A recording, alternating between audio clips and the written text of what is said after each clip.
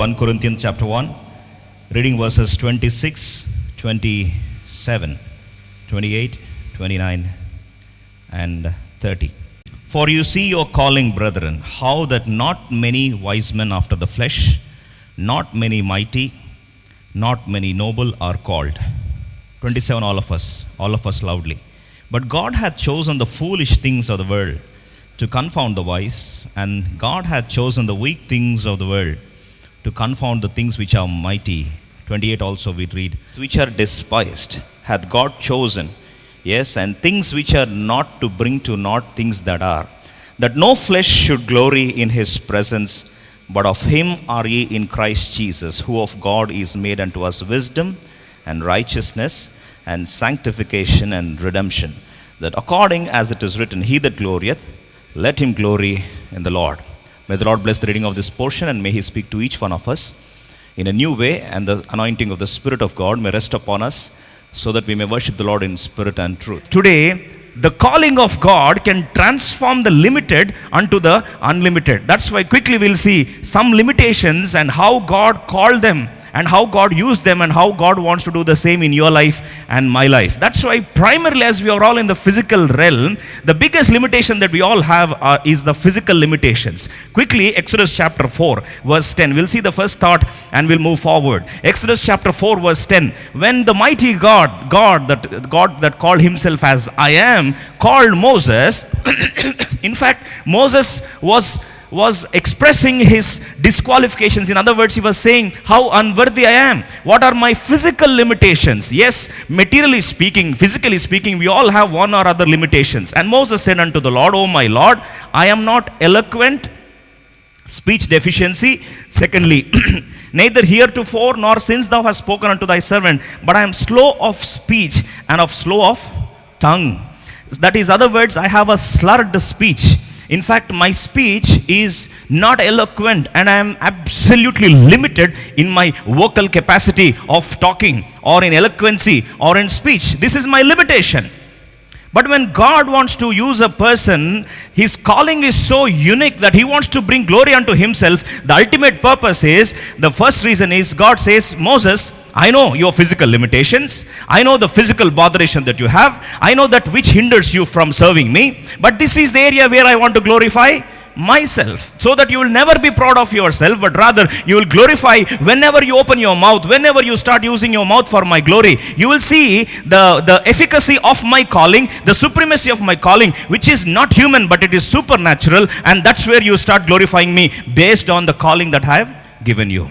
In fact, next verse says in Exodus chapter 4 verse 11 and 12. Quickly we'll read, please. 11 and 12. You know, many times we look at our body, we look at our limitations, we look at our physical incapabilities, and many times we ask this question, am I useful for God? Can I be used for God?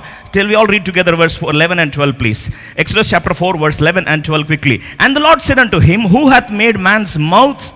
Or who maketh the dumb or deaf, or the seeing or the blind? Have not I the Lord? In fact, verse 12, now therefore go, and I will be with thy. You see the beauty of that line. His limitation plus when God says, I will be with your mouth. Mouth is his limitation. Now God says, I will be with your mouth, and teach thee what thou shalt say. Eloquency comes from the pool that you have, the mental pool that you have. God says, your eloquency so far was a limitation for you. Your mouth was the slurred speech was your limitation so far, the physical incapability that was bothering you. But let me tell you, I will be with thy mouth. Number 2, I will teach thee what thou shalt say. I shall be giving you the eloquency of speech. You see, when God transforms the limitations of a man, as we all know, history is a proof of how mightily Moses was used for the glory of God. When Moses goes and challenges Pharaoh and says, thus saith the Lord, how dare you do that? You know who gave him the capacity to speak to such a mighty Pharaoh? When he started speaking, the nations, not just people, even in fact the entire world was shaken. In fact, nature responded to this slurred speech of a limited man, and God transformed this man into a mighty leader the world has ever known. This is what is God's doing, and this is what the calling, physical limitations, turned into unlimited capacity by the calling of God, and this is what God has done. In fact, if we turn our Bibles to the New Testament legend, as you all know, we talk so much about Paul. Turning our Bibles to 2 Corinthians chapter 10 verse 10. You know, Paul himself confessed his physical limitations too. 2 Corinthians chapter 10 verse 10, and quickly move forward. For he said, for his letters say they are weighty and powerful. Yes, when he writes a letter, it is weighty and powerful, but his bodily presence is weak and his speech is contemptible. At least Moses had his physical stature, but for Paul, Apostle Paul, his biggest limitation is he's a very, very short man in stature. In addition to that, his presence is absolutely weak. You know, sometimes your physical presence, some people carry their physical presence. When they come, you know, you feel certain grandiosity, some charisma you see in them. But Paul doesn't have any charisma. Paul doesn't have any physical presence. And when Paul enters, people think that this guy, this Apostle Paul, I don't know who is this man. He looks very weak. In fact, physically weak and short. Added to that, on the top of it, his speech is contemptible.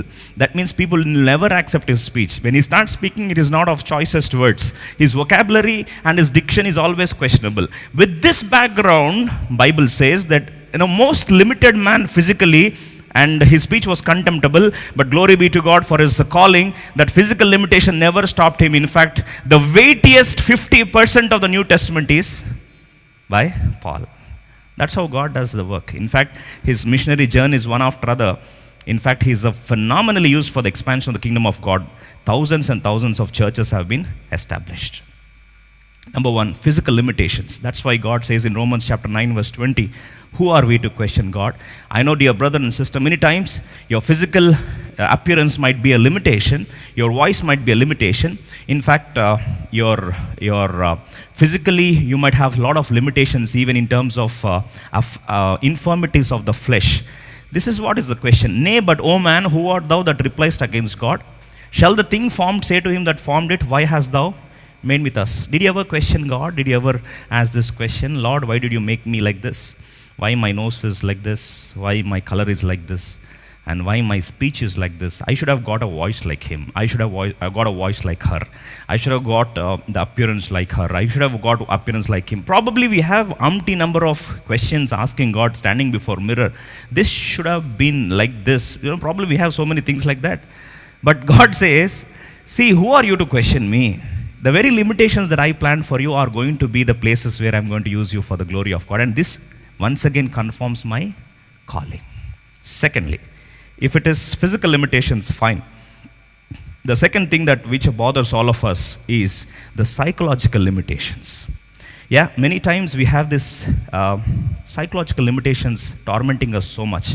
Physically we appear magnanimous, we appear very grand, but heart of hearts inside, you know, you are a coward. And sometimes, you know, that is a place where you need a lot of handling of yourself. In fact, you actually aim for improving yourself, watching many so-called videos of personality development and all that. But the truth is, turning our Bible, see how second area where God wants to show his calling. When he really calls you, your psychological limitation can become a beautiful area where you can see the glory of God. Turning our Bibles to Judges chapter 6. Judges chapter 6. We'll just see this thought and worship God for these two things as the Lord inspires us today. Yes, physical limitations can never be a disability when God chooses that area, and when that is a calling, you can worship God for that, because we never glory in that. We only glory because it is God who did that. Judges chapter 6 verse 15. All of us. Judges 6:15. Now you see, when the angel of the Lord was calling Gideon, Gideon's problem is Gideon is such a man, from Midianites he's trying to hide in a wine press. You know, why is he trying to do that? If you see the verse 11 please, verse 11, and then we'll come back here. Judges 6:11. You see the background of the story. And there came an angel on the Lord and sat under an oak which was in Ophrah, that pertained unto Joash the Abiezrite, right? And his son Gideon threshed wheat by the winepress to hide it from the Midianites. He prepared the winepress in such a way that it is hidden, and he was trying to hide himself as a coward. And on the top of it, when angel calls him, the biggest psychological limitation is cowardliness or fear. Fear incapacitates us. Yes, most of the times we want to do great things for God, but you You claim and say, I'm scared. I think I need some more time. Then this is how we buy time. And now Gideon was just like us. And in verse 15, when an angel of the Lord confronts him, what does he say? Not just fear, his psychological limitations are abundant. He's a typical case for, I don't want to label right now, but let us go forward. Judges chapter 6 verse 15, and he said unto him, O my Lord, wherewith shall I save Israel? Behold, my family is poor in Manasseh. In one translation it says, I am the least of all. And secondly, least, I'm suffering from the inferiority complex. And added to that, he says, I am the youngest in my father's house. I don't have the proper age at least to dominate this. His psychological limitations are, you name it, he has all those things which stop him, dissuade him from being used by the Lord. But you see, this psychological limitation of this man, when God called him, you see the second beauty of this is Judges chapter 6 verse 12. This man, a coward, absolute coward, suffering from inferiority complexes, not able to do anything, hiding himself, calling himself the least of all, not able to accomplish the vision and calling of God, and deliberately trying to run away. When this psychological limitation of this so-called man of Gideon, you see in verse 12 how God changes and transforms a man like this. And the angel of the Lord appeared unto him and said unto him, the Lord is with thee, thou mighty man of valor. Both words are absolutely antonym to each other. How can a coward, how can a man of inferiority complex, how can a man who feels he is very cheap and low, how can you expect him to be a mighty man of valor? The expectations is logically, psychologically, it doesn't sound sensible, but it can only happen when the calling of God transforms the limitations into unlimited capacity. That's the God we worship today morning. A man most limited psychologically, God transformed him into an abundance of mighty man of valor. Ultimately, you see the beautiful testimony that people give about him. People started calling it the sword of the Lord, and then they title in Judges chapter 7 verse 18. Judges chapter 7 verse 18. What testimony does he get later on? See, when God calls you, this is how the testimony comes out. When I blow with a trumpet, I and all that are with me, then blow ye the trumpets also on every side of all the camp, and if say, the sword of the Lord and of Gideon. Ultimately, people started calling that sword of the Lord plus sword of Gideon. This is what God can do.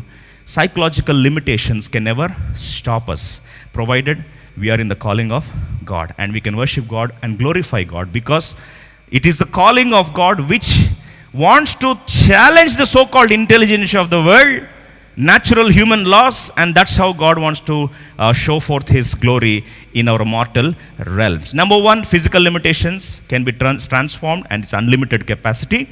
And secondly, it is the psychological limitations. Thirdly, we'll see and worship the Lord in spirit and truth. Turning our Bibles to Acts chapter 4 verse 13. If physical limitations, secondly, psychological limitations, and now we'll see the last one. Lastly, or probably we'll just see one thought and we'll close for the day. Deuteronomy chapter 23 verse 3. Deuteronomy chapter 23 verse 3. Deuteronomy chapter 23 verse 3. We see the third limitation for the day.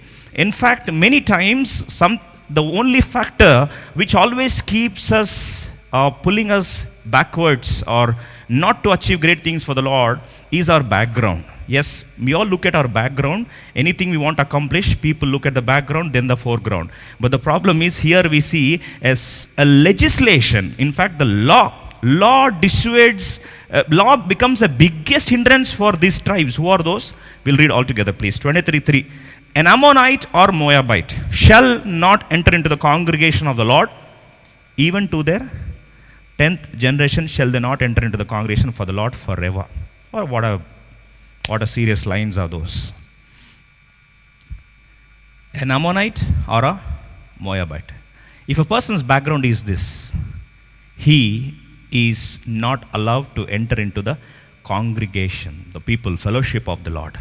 For how many generations? Even unto the 10 generations. And this is law. You cannot violate the law. But the calling of the Lord is so beautiful. In fact, why we need to worship God today morning? Yes, when God calls you, your physical limitations, God transforms into unlimited capacity. The psychological limitations transform to unlimited capacity. Thirdly, your background can never stop you. In fact, as we start meditating the life of Ruth, She was a Moabite. Am I right? And for 10 generations, she is not supposed to enter into the congregation of the Lord. She is the first generation, imagine. So her 10 generations are not supposed to enter into the fellowship of the Lord. But when God called her, what is the beauty? Matthew chapter 1 verse 5, we'll read all together, please. What is the beauty? Not 10 generations. God didn't wait for 10 generations also. Where did she get the entrance into? At which juncture? Matthew chapter 1 verse 5. All of us together, please. Salmon begat Boaz of Rachab, and Boaz begat Obed of Ruth, and Obed begat Jesse. This is what God can do. In fact, Ruth had a lot of background limitations, not just Moabite. In fact, for 10 generations, she's abandoned officially, legally, pertaining to law, and she is never allowed, even her 10th generation. Probably if you track the 10 generations forward, the 11th generation would say, because of my great granny 10 generations back, my father was not allowed to come into the congregation of the Lord. But you see, when God calls, background could not be a deterrent. The limitations are turned into unlimited capacity. That's why when God calls you, He qualifies the disqualified. You know why? Now Ruth could say, it is not because of me. If my background was a point, I would never have entered into the fellowship and congregation of the Lord. Forget about congregation of the people. Now she entered into the genealogy of Lord Jesus Christ. Who can stop? Who can stop? What can stop you? I know many people have questioned some of our intentions or our thoughts, or when we encourage someone in the ministry, some of the so-called Pharisaic background, so-called background, people belonging to certain backgrounds. I said, why? You should see the background. You should see the background. I said, when God doesn't see the background, how can I see the background? I said, no, you should be watchful about, what standards they are. I said, when God sees the disqualified, I should look from the lens of the Lord, not from the lens of your qualifications or so-called background. When God chooses, the background is thrashed. It's thrown into the garbage. And God totally qualifies the disqualified. Probably Matthew chapter 1, if you look at it, the phenomenal transformation of Ruth. She would rather say, 10 generations I'm forbidden, but now God hasn't looked at my background. In fact, her very background, God wanted a message to go that, see, no one should glory except glory in my calling. That's why, turning our Bibles to 1 Corinthians chapter 1, verse 29, 30, 31. We'll read it and worship the Lord in spirit and truth. This calling, if it wasn't there, none of us would have been here today morning. None of us would have got an opportunity to worship the Lord at least. 1 Corinthians chapter 1, 29, 30, 31. That no flesh should, all of us together please, that no flesh should glory in His presence, but of Him are in Christ Jesus, who of God is made unto us wisdom, righteousness, sanctification, redemption, that according as it written, He that glorieth, let him glory in the Lord. May the Lord give us this blessed privilege to glory in the very calling of His, wherein we acknowledge the fact that yes, if this calling was not there, our lives would have been limited by these three limitations of physical limitations, psychological limitations, and background limitations. All these three are thwarted, and the calling has transformed us. Let's glory in the Lord who has done this, and may we worship the Lord in spirit and truth. Shall we all stand up, please, and sing a song? And as we sing this song, let's pour out our hearts. Yes, God wanted to confound the wise. He wanted to throw a challenge. In fact, He wanted to put to shame the so-called intelligentsia of the world, the natural laws of the world, by turning the limitations into unlimited beings into unlimited beings. In fact, God started using the people who were thrown away because of those so-called limitations.